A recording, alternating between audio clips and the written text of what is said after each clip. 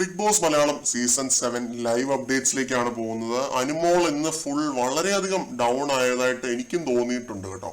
അത് ടാസ്ക് നന്നായിട്ട് കളിച്ചില്ല എന്നല്ല ഞാൻ പറയുന്നത്, മാനസികമായിട്ട് വളരെയധികം ഡൗൺ ആയിരുന്നു അനു. ഞാൻ ഇത് പലരും അനീഷിന്റെ PR എന്ന് പറഞ്ഞ് നമ്മളെ വിളിക്കാറുണ്ട്, അനുമോളുടെ PR എന്ന് പറഞ്ഞ് കമന്റ് വരാറുണ്ട്.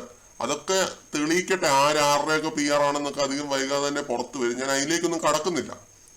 എന്താണ് പറയാൻ പോകുന്നതെന്ന് വെച്ച് കഴിഞ്ഞാൽ, അനീഷിന്റെ സംസാരം, ആ മനുഷ്യൻ എത്ര നേരം ആരോട് ആയാലും സംസാരിച്ചിരിക്കുന്നത് നമ്മൾ കേട്ടിരുന്നു പോകും. ആ രീതിയിലുള്ള സംസാരമാണ് അനീഷിന്റെ ടോക്സ് എന്ന് പറഞ്ഞാൽ. ഒരിക്കലും ഒരു മനുഷ്യന്റെ കുറ്റം പറഞ്ഞിട്ടുള്ള അല്ലെങ്കിൽ അവരെ താഴ്ത്തി കെട്ടിക്കൊണ്ടുള്ള ഒരു സംസാരമല്ല.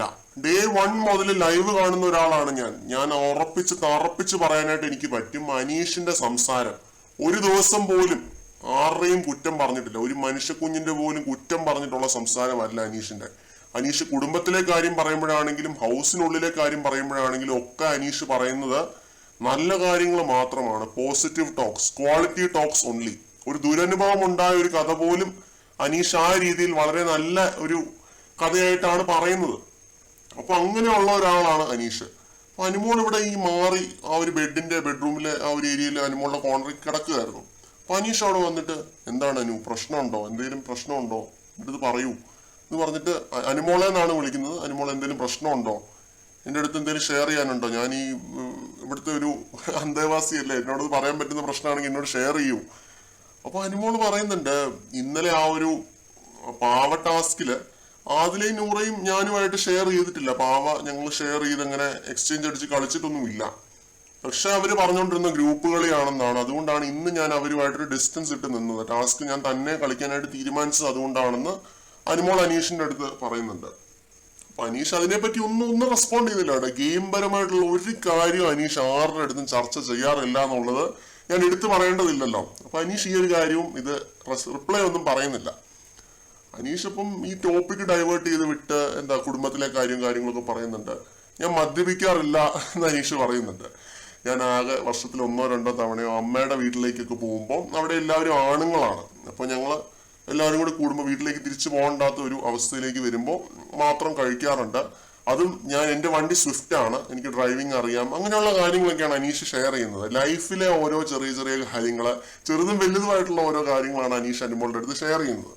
അനുമോൾ പറയുന്നുണ്ട്, എൻ്റെ കുടുംബത്തിലുള്ള എല്ലാവരും പെണ്ണുങ്ങളാണ്, സ്ത്രീകളാണ് കൂടുതലുള്ളത്. അപ്പൊ അതുകൊണ്ട് ആ ഒരു ദീപാവലിക്ക് ഗിഫ്റ്റ് അയക്കാൻ പറ്റില്ല, അത് അനുമോൾക്ക് കിട്ടില്ല എന്നുള്ള ഒരു പണി ബിഗ് ബോസ് കൊടുത്തല്ലോ.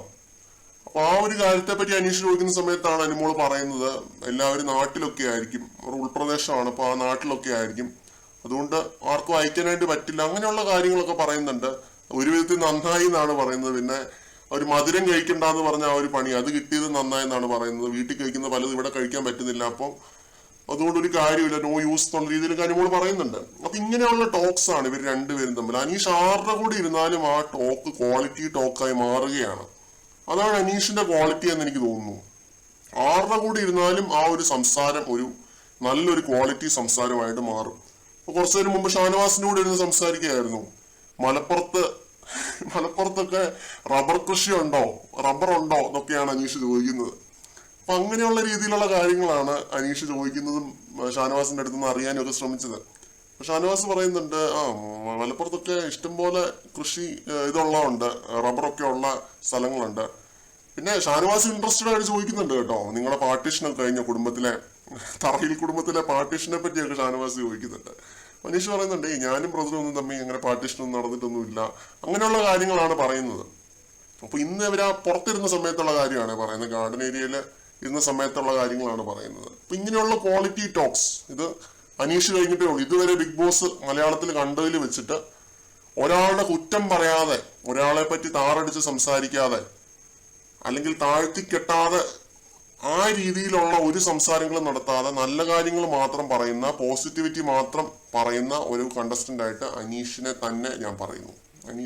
അനീഷ് മാത്രമാണ് അങ്ങനെ തോന്നിയിട്ടുള്ളത് എനിക്ക്.